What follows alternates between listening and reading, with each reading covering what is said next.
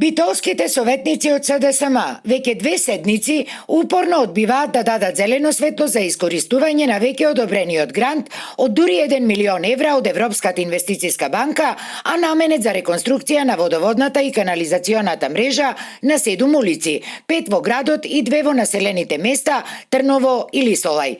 Советниците од ВМРО ДПМН велат дека ова не било првпат нивните колеги од спротивниот табор да ја блокираат реализацијата на значајни инфраструктурни проекти суштествено важни за граѓаните.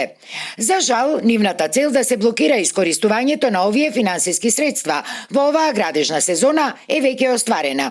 Сепак, граѓаните треба да знаат дека ние сме тука да ги застапуваме нивните интереси, а не партиските интереси на одредени групи, смета координаторот од ВМРО ДПМН Бојан Бојковски.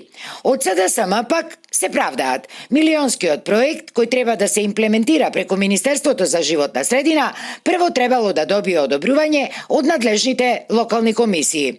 По разгледувањето од страна на комисиите, доколку проектите се одобрени од Министерството и од Европската инвестициска банка, како што кажавме и претходно, тогаш ќе дадеме согласност, вели координаторот на советничката група од СДСМ Петар Николовски.